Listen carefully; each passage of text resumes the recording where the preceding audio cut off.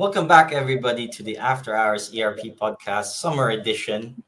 Today, I'm joined by Mr. Lloyd Newman, Head of Product Sales at J&E Hall International. How's it going, Lloyd? Really Welcome. well, thank you. Yeah, thanks for having me. Tell me about yourself. What got you to the place where you're at the moment? Sure. Oh, to give you a brief run through without boring you too much.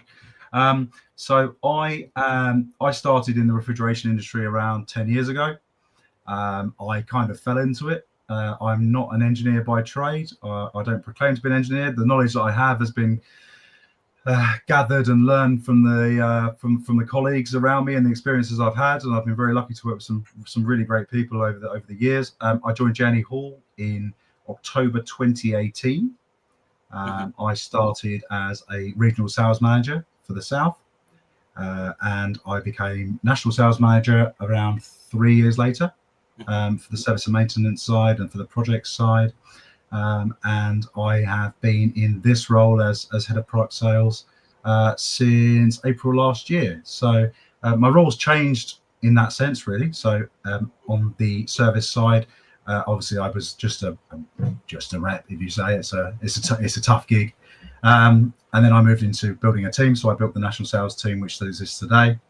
And then from there, I moved into the product side. So I don't sell on the service side and project side anymore, but I head up the product sales. So industrial products focused. So people who do know J&E Hall will know us, maybe know us for the smaller commercial condensing units, but my focus is purely on the industrial product side of things.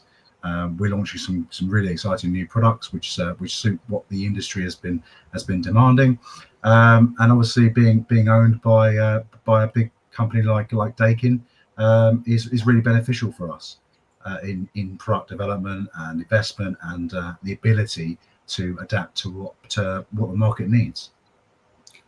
So obviously we both work at J&E Hall right now. I wanted to ask you, because you've been here longer than I have, and of course I'm in the systems, and you are with the customers all the time. How would you describe what J&E Hall is? Talk to me about it. Anything? Sure. So J&E Hall is one of the oldest and largest refrigeration companies in the world. We were founded in 1785. We've been in refrigeration since the late 1800s. A story I always tell to customers or to whomever really is, we had refrigeration systems on the Titanic. Yes. And I always like to try and think I'm quite funny and then say, oh, I'm not sure that's a good thing or a bad thing. We've got systems at the bottom of the Atlantic, but it's really. I love the history of this company. I think it's. I often think we don't shout about it enough. The amount of customers that I meet that say, "Oh, I did my fridge training at Halls in 1970 or something like that." It's great to have that kind of history behind you as well. But I think it also brings with it some pressure, because it means that you can't just rest on your laurels and be that historic entity. What you've really got to be is progressive. And to introduce new technologies and not even to keep up with the market, but to be proactive in the market and almost preempt what the market wants for new products.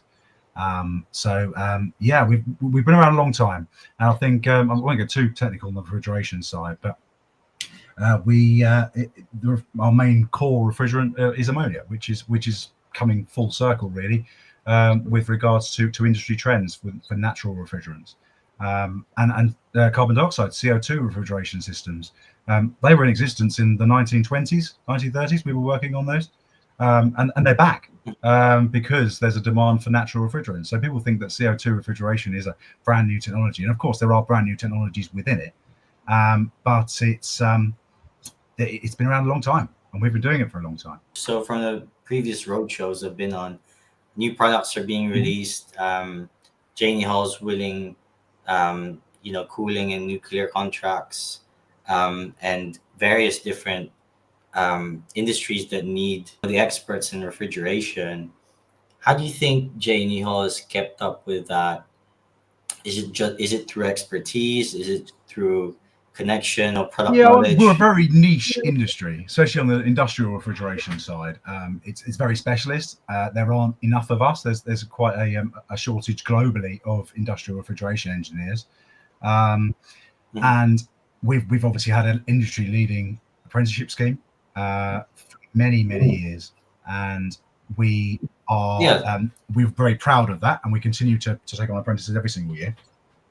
But what we're really trying to do yes, there, that's well needed. Well yeah, needed. Right now, exactly. everyone just like tells you to go to uni, but it's so expensive these Yeah. days. And actually, if you're one of the lucky ones to get real world experience from one of the industry leading trainers, then you'll be in a well sought after skills market, right? We've just invested lots of money in the Dojo training centre in Dartford, Mhm. which our fantastic HR team have worked on and had designed, developed, and we had it opened by the local mayor, and but that's really our new training hub. So we can bring our engineers. We'll soon be able to bring engineers from the industry into our home. And Mhm. to educate them on various aspects of compressors and brazing and all sorts really. So that's really exciting as well. And I think that's again with the history and the apprenticeship side. So both of our current MD and our former MD both started at J&E Hall as apprentices and have only Yes. ever worked at J&E Hall. Our longest server has done 60 years, and again Mhm. he's still working as well. So he started as an apprentice. Real family industry, Yeah, almost, very right? Like much so. family Very oriented. much so. Like people You say don't. here, That will like never happen again, though, will it? The way the world is now, Mhm. with Mhm. positions, you're not going to get someone number one who's going to start an apprenticeship at 15, but certainly not going to be working until their mid 70s in the same company. I would be amazed if that ever happened again. So it Mm. just goes to show, we talk about progression with technology, but in the way the world has changed for the world of work, it's just changed dramatically. Probably because there's more Mhm. opportunities. There's a lot more opportunities for people with smaller companies that are coming up, not just in the refrigeration industry, but in general. It's you can go Yeah. online and find a job. When back in the day, you'd have to go through the yellow pages and call companies and see if they're hiring. And so the world has changed, and we've got to keep up with it in the fridge industry as we have in life, really. No, I think it's really interesting how there's lots of themes there like loyalty, expertise, um, values that are And you important, mentioned nuclear there, for actually, while any I, role. while I remember to go back to it. So you mentioned nuclear, and that's the Mhm. real expertise we've developed alongside our partners. So we are a primary contractor on the Hinkley Point project, which is the biggest nuclear build in the UK for decades. Uh, and Mhm. we've also got the next project, and we've got various projects on the horizon as well. And I think although that's not, they're not the sort of projects that come along every year, but what that does is it feeds the cleverer people than I, and dare I say it, Rob, you, to no to continue with their expertise and to grow and develop as well. Because if we know that's our goal, position ourselves in that as an absolute expert in that market, and we're doing so. We wouldn't have got the second job if we hadn't got the first.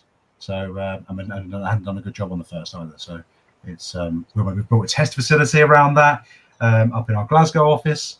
So we've really adapted to that opportunity, and I would say very much proactively as well. If we go and dive a bit deeper into the actual industry as a whole, which areas do you think has the most potential to grow technology wise or attitudes, in your personal opinion? Being a historic industry has its merits, as does loyalty, as does expertise. Um, but in the world we live in today, where technology is advancing so fast, it's almost impossible to keep up, let alone be proactive. Um, we've Mhm. certainly learned some lessons as a business, as I'm sure every business has, as to how and different approaches we can take to from anything to marketing, through to AI, through to various other technologies that I can't think off the top of my head. However, we've adapted quite well to it. So a lot of what we do, everything we do, has to be with our customer in mind. And that could be said for a lot of industries, but our industry in particular, because we're not giving the customer the solution that they need and want, then someone else will. So I'll give some examples on that. So we have historic control systems that are regularly upgraded. There's the fridge watch system. So that's keeping that up to date. We look at things like our commercial products, where we have looked at mobile apps and for our customers to make things easier. Because ultimately, sales is, in my opinion, is not difficult, right? Particularly in consultative sales. Sales is asking the right questions. If you're asking the right questions, you get the right answers. And if you're getting the right answers, you'll be able to develop the right products on the back of them. We heard from our customers they wanted a quick, easy mobile app on the commercial product side, and we developed it. And we worked on microsites, and there's a specific area for them, the customer portal that we put into place. On the industrial product side, what we're developing now in collaboration with Daikin is industry-leading stuff.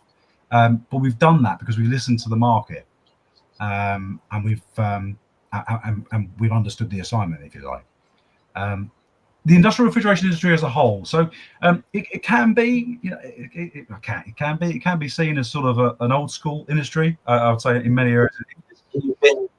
You've been like around this industry most of your career, have you? No, really, only really the last 6 years has been industrial. So since I've been at J&E Hall. And the rest of them, like, sorry, I guess it's a bit of career background. Oh, for me, I'm a salesman by trade, if that's a thing.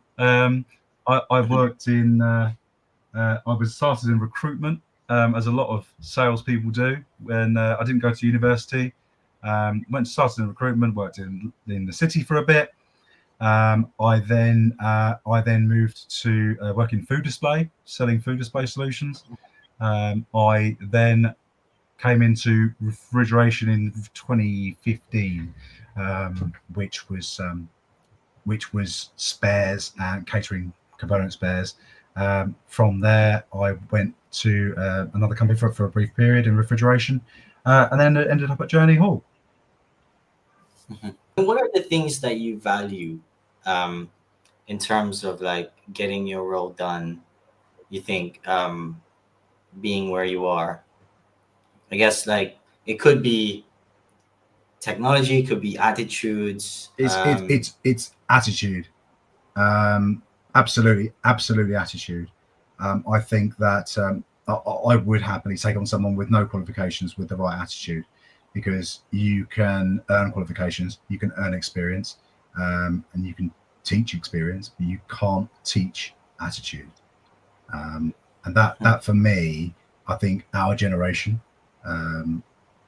is in a fantastic. If you've got the right attitude, in your sort of between the age of 20 and 35, 40, you've got a great opportunity to go places, because I see from a hiring perspective, as well as in other areas, that it's becoming rarer. And I think that's also a downside of technology.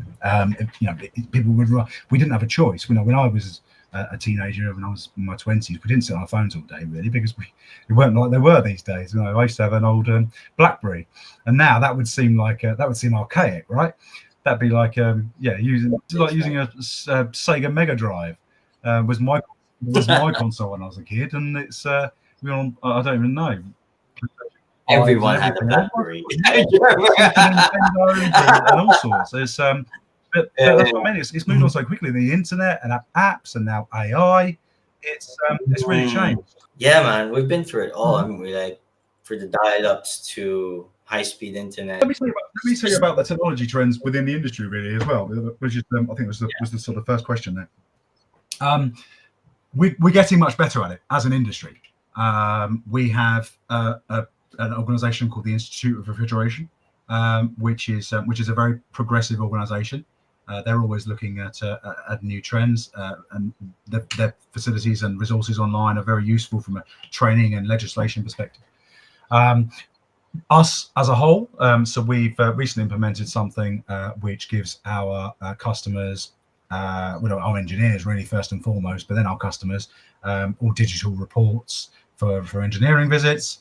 So that was led by a chap named Dean Evans, who's our Derby branch manager, and he did a cracking job on that. In the way that it's just we were a bit behind with it, but what we've got now is a solution that suits our customers, so it meets the customer need. AI is obviously something we're heavily looking at. So with regards to predictive maintenance and remote monitoring, so we can look at any refrigeration plant wherever it may be in the world, if it's got the right connections, or just by going onto a link, you can control it from there as well. I mean, that's incredible. You think how that is as a real advancement in what we're doing. We measure energy consumption in that way as well, all remotely, obviously with the right components on the site. And it's and obviously inverters from an energy perspective on compressors and chillers. We're doing well. We could always do better, but as an industry, I think we're really moving forwards now. What do you think are the blockers in adopting a new way of working? It's the cliche of we've always done it this way. Why would we do it any other way?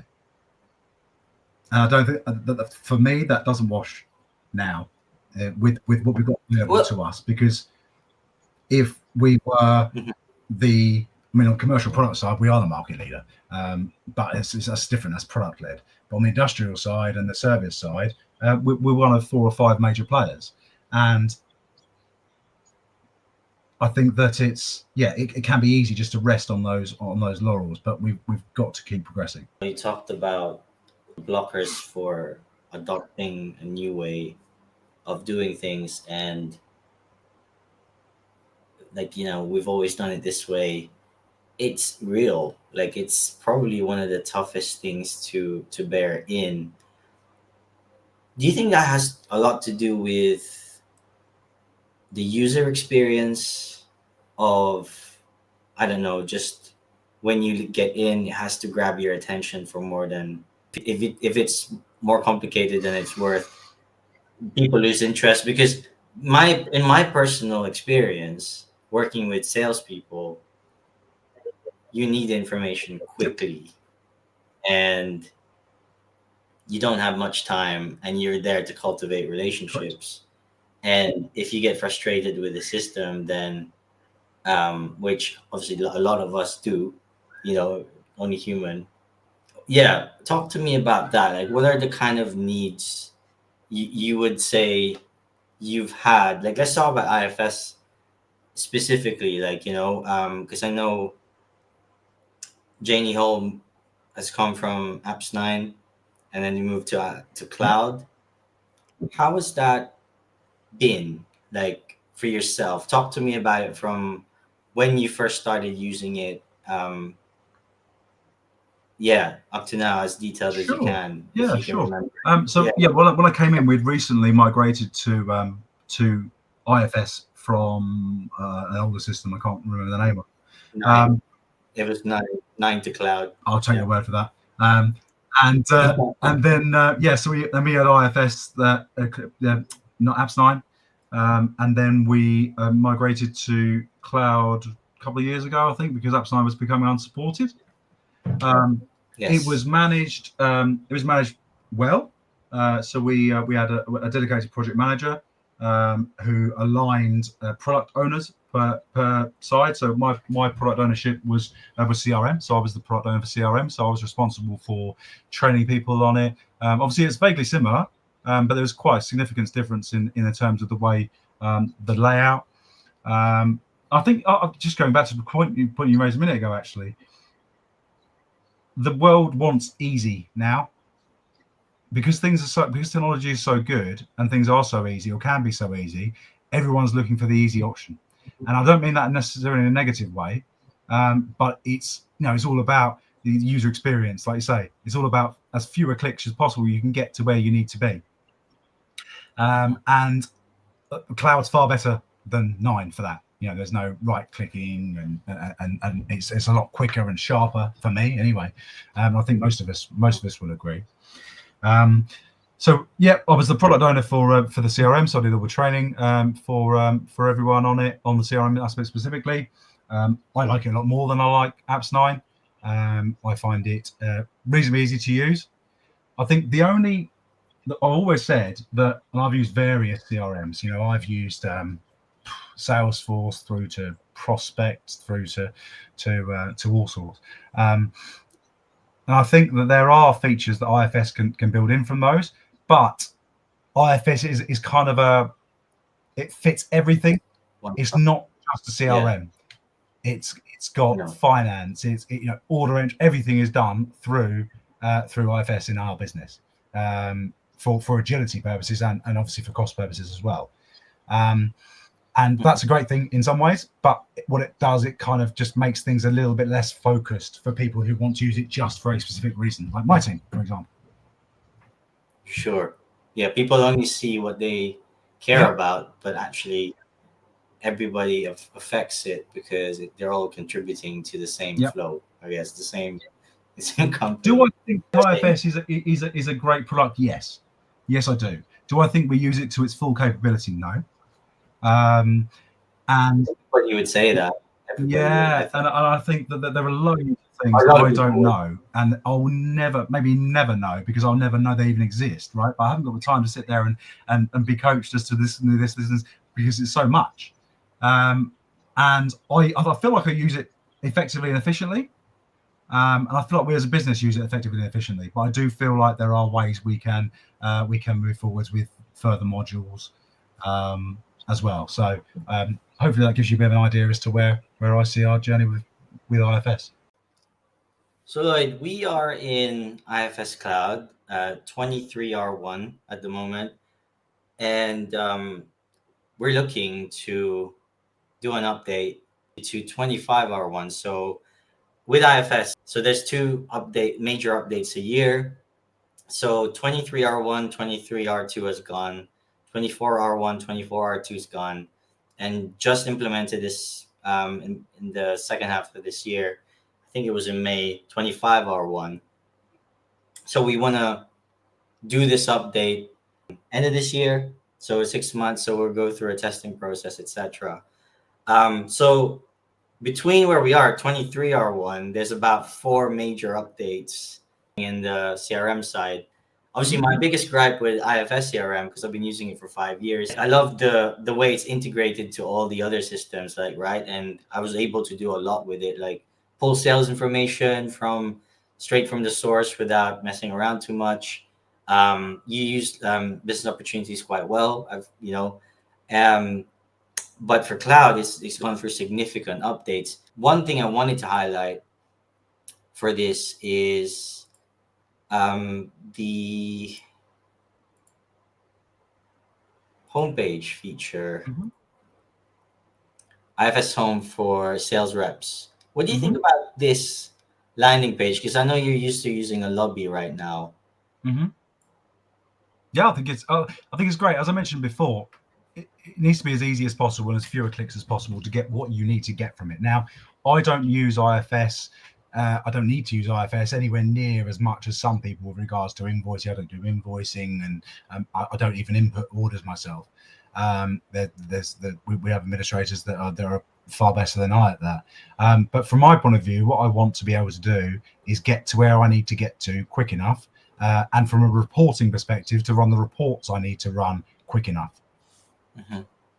You're saying, like, obviously I haven't managed to install this yet. We haven't gone there yet. This is almost like your landing page when you first get in.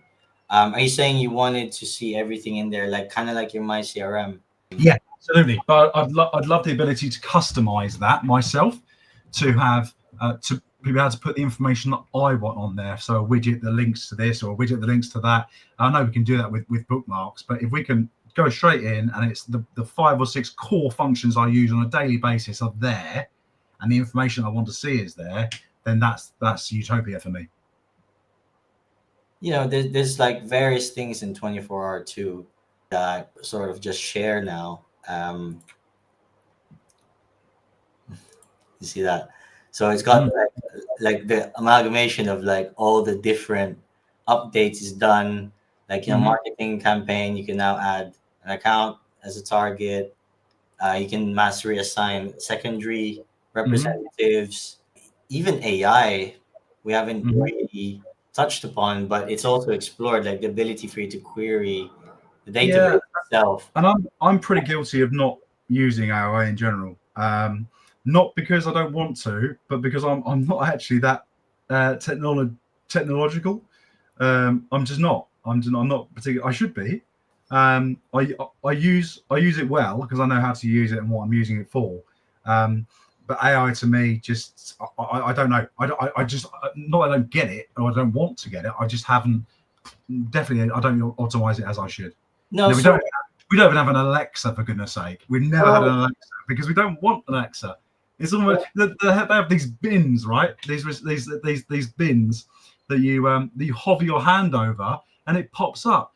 Just press the button. What's wrong with the button or the foot pedal? That was invented for a reason. I don't want to hover my hand over it. I want to put my foot on the pedal. yeah, it's 24-hour one where the AI features. Now, actually, admittedly, we're not going to have that yet because um, it is so new that you have to justify it. Does that make sense to the business to be But able if, to like if make we that can investment? justify it, so if I was to say, if I was to have an AI thing, and I was to say, I want to run a report for X customer spend from X date to X date, press OK, and it runs that report for me. It's a lifesaver. It changes everything. If we can't do that, then that's where the justification needs to come in, and we need to think a bit harder about it because that sort of thing saves an incredible amount of time. If it's almost a Google on your homepage to say this is what I want to do. I want to create an activity on X date at X time for X customer. Brilliant, absolutely brilliant. So if that's what you're selling me, I'm going to jump up and down and clap my hands and be really happy about it. This is a couple of things that to first the organization has to align its actual standardized process first. Mm-hmm. So we have to all know what we're doing. We have to be comfortable in the system currently, and then we have to adapt to what the update is coming, and then we also have to be proactive in what's going to change. Obviously, that's a bulk of work that's already outside what you're currently doing. As for AI, it's just a bunch of questions you can ask it. Really, I'm sure, like with the amount of time you've been using it, I still know um, people that query like 10 years, 15 years ago what has happened because you've held such long relationships with your customers. So, Mm-hmm. um, and I would imagine it's just that, like because AI handles the data well, it just it's just easier for you to ask it rather than go to those particular spreadsheets like show me trends from this and this. And also there's a thing in the new CRM where if you wanted help on how to use it, it would actually help you out through a text prompt. So you just ask it, how do I use CRM panel, or what are the business opportunities that are in this stage that I haven't realized. So, um, whereas you used to be able to sift through that in Excel, like it would just talk to you and tell Yep. you. So it's almost like you're having a conversation about like a recap of some of the things you wanted to explore. You can manage your team that way as well. But like I said, we haven't really got there yet. Mm-hmm. And it's almost like we're jumping before we could walk. What are like the CRM features you're missing, in your opinion, for what you see other CRM systems that what do they have that you don't think IFS CRM does? Data entry, and this may be AI related actually. So CRMs I've used previously, you've been able to add a company and then look to add the contact. But what it'll actually do, if you add the contact name, it will search LinkedIn, Facebook, etc., for their email address and for their phone number, and it would automatically update on there.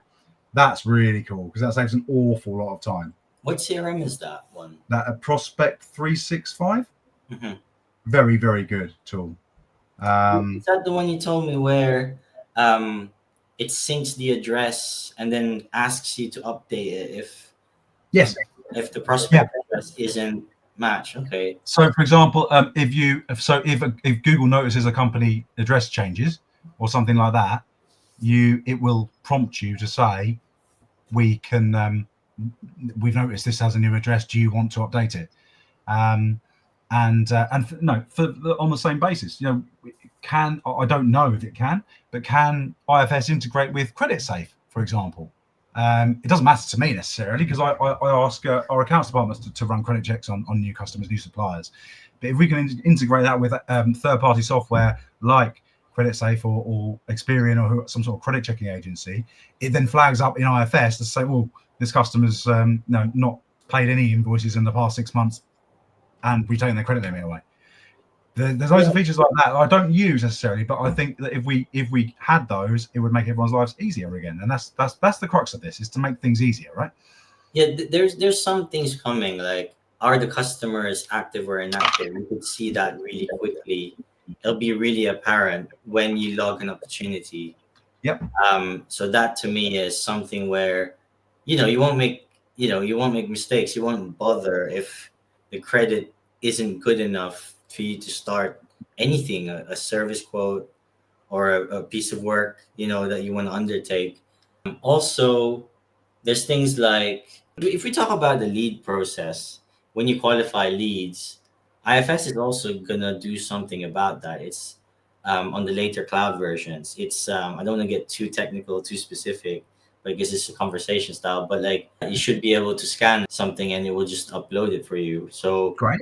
being able to like change the account midway through, Yep. the In opportunity. terms of ownership, yeah. No, not just that, but like to be able to change the customer itself. If Okay. if If it's if the you have wrong customer. multiple customer records, I mean, Yeah. merging is part of it. The crux of it is, and I know I keep repeating myself because it is the importance of it. Mhm, Make my life as easy as possible. mhm. Make what I need to access as quick as possible. Not just in sales and CRM, but in general. That needs to be the goal for any effective CRM. And I'm not saying IFS isn't effective, but in terms of working on things and updates, it intuitive, simple, and easy to use, easy to train people as well. What we Yeah. don't want to be doing is having loads of new features and then having to retrain everyone on those features. I think what CRM is doing right now is especially IFS CRM, is just gonna go through this growth because there are some bugbears. For example, like the marketing campaign now, it's gonna integrate on the latest version with Mailchimp, and at Mhm. least like you can have the results of the marketing campaign at least in IFS, whereas you didn't even bother to put it there because Brilliant. you Makes just my life easier, right? right, and you'll just be like, okay, well, how did this do? And it will just integrate with Mailchimp. There are things like you said, probably could do better if it integrated with addresses. Hmm. Um, is it like, what three words is it? Is it that one? So, is it what three? That's the one where you use every square meter, isn't it? Mhm. I think what I mean by the address side of things more is, right, it gives us you suggestions. If you put the company name in, it can check Company's House, or it can check Google for potential addresses. Because then it comes up, suggests that's the address, bump, one click. You haven't got to type the whole thing and copy and paste from an email. It's done. Customer management, even existing ones, once it's set, that's easy to work off of because it's just Hmm. repeating. I guess there are like CRM features that you'll use a lot more. I know for a fact that we've got a lot of things to talk about to see if we're going to use, like the mobile app, the CRM panel. It's not something that we're familiar with, right? It's not integrating with the Outlook at the moment. So there are things like that we could look at, Lloyd. Yep. But it is, as you said, it's kind of like in this first pass, it's trying to get that buy-in. And like you said, you're used to what you're used to. You just want to make that work properly. Like, for example, you're working off of a CRM lobby today. It'd be interesting, like, to work with you going forward, mate, on that. I think from an emphasis. So I think in summary, really, it's a great software. There are some really, really positive things. I do feel like there's a lot that we could do and whether we can do, and I don't know yet, to make everything a bit easier for certain people. And that's personal customization, and whether that's even possible, I don't know. Excuse me. But I've used the word easy far too many times in this conversation. But that's what we need. It needs to be easy. It doesn't need to be too clever. It doesn't need to try and do things that we don't need it to do. It just needs to be intuitive. It needs to be as simple as possible, and it needs to give us the information we want as quick as possible. Because that ultimately helps us. It helps our customer, which is the forefront of everything we do is the customer, and that's really what I would need from a CRM. It could be pink. It could be pink and purple. But if it does what it needs to do as quick as it needs to do, I don't care. Like for me, like where the IFS CRM really excels is the touch points. So if you could make your touch points with credit control easier, if more transparent, if you could make the touch point between the service admins, right, that you hand stuff over to, and then like at the end, like all the invoiced stuff, unrealized ones, maybe once it's not your credit control and chasing that stuff isn't in your remit, but if you were aware of it, you would know.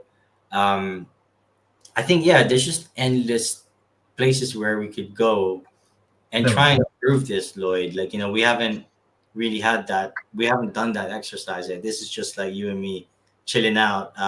You're Yeah. one of the ones really that helped push it through the business in a certain way. Like, do you have any tips on that? Like, when in terms of I had a so, yeah, there's always a reluctance, isn't there, with something new, especially in the mindsets of some of our industry, in the sense that we've always done it this way. Why would we change it?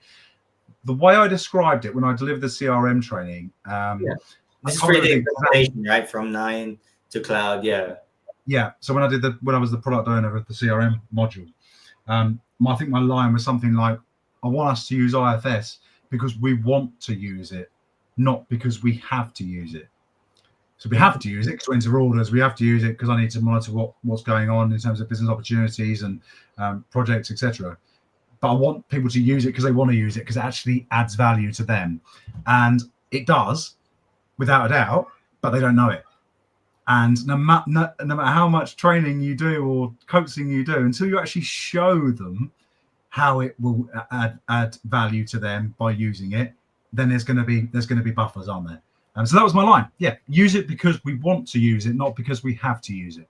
And What are the biggest pushbacks that you got, and what are people the don't know the benefits of it. People don't know the benefits of it, and that's not a reflection on us, because it's a massive piece of software, right? Mhm. And Half the trying to features. bring everyone together, right? Yeah, well, And exactly, honestly, exactly that.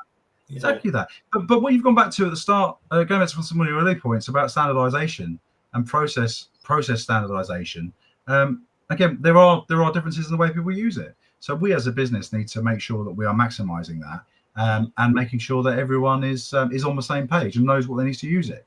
That's easier said than done, because again, you're trying to change people's perceptions of what they already think this, or they already think that, or they already do it this way. Why would they change it? And the answer needs to be because it's actually going to make your life easier.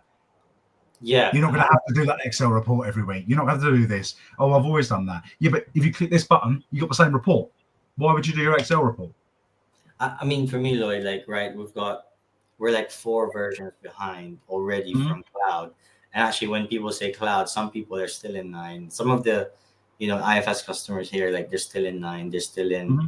you know, um, they're still trying to think about if they want to implement their CRM. Um, like, why not Salesforce? But it's just a tool. We can customize it the way you want it. It's just like finding those, in my opinion, if we find all the touch points between all the other interactions that you're having, making sure that the homepage that you're using is fit for purpose, making sure that we look at everything that's new and what you're not using. So, for example, the CRM panel, in my opinion, might be cool to have it integrated to the CRM. If you wanted better calendar tracking and activity tracking, if you wanted to go that way, or the opportunity tracking, we can have a look at that. Like, we can have a look at if you're actually using it from the different stages of the different opportunities that you have. We can do like a business object. It's coming for maybe the nuclear projects. It's one of those things like how far do you want to use it? It's only as far as you can get buy-in as well. It's difficult. Correct, but I think what it really needs for us, and especially with these upgrades and things, we need to maximize them, right? It almost needs an IFS optimization person who spends time in each department, sales being mine and CRM, and says, and then literally goes through with a fine tooth comb every feature we're using, every feature we're not using, every feature that could be available to us to make our lives easier. Well, That's the only way to do it. I'm looking forward to doing this with you. Like I Yeah. said, like the nuggets I've been dropping here are some of the things that we haven't used, and I'm hoping on our next catch up we'll be able to like fine tooth and comb. Yeah. But the thing is, obviously, it also depends on, I would say, resourcing on your end and on my end, because at the end of the day, like we have to really like be aware of time. The stuff we talked about today is like wish lists, but yeah, no, you're right. It does need somebody to like hyper focus on that. And obviously there's various consultants that will do that with you during an implementation. But now that we've done it and now we're just doing an update, it's almost like we want to invoke those same feelings and same attention to the next update Absolutely.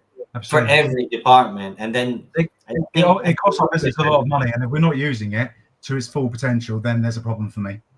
Mhm. But can you imagine if we did, and then the next step is AI, right? Being able to ask you questions. I'll guide you through it. Maybe on our next conversation, you'll have changed my mind about AI. No, I think it's a lot to do with just confidence on your processes, on the confidence on how you're using it, right? Like, and then I think AI will just come naturally because you know what you're dealing with. I'm not saying you don't, but I'm saying um, because we've had that thorough review, whereas now it's just like you're using it to be able to do your opportunities, to be able to have a look at what you've got to do next and manage your contacts. But obviously, um, managing like the update and like refining what you do is a conscious effort. It's like you never stop to think about it because you do it with or without the system. You could probably do your job, but in what level you just don't reflect back on it. So, like I said, thanks for this initial catch up. I don't want it to be too No, complicated. not at all. I invite you back in. Just check the progress. I'll have more prepared slides to what we've done and what we've done it better with. Because we're not talking about anything company specific. It's just how we're using the system. I think that would be really cool. And I'm sure folks from IFS would find it really useful. And even like people that use IFS outside our business. So we thank you for that. Thanks for putting yourself forward, man. Like such a cool thing to do. So that's all right. New experience for me, but that wasn't too bad, was it? No, no, no, not at all, mate. So yeah, I'll catch up with you soon, I guess. Cheers. Speak Thanks, soon. Rob. Bye. Take care. Bye.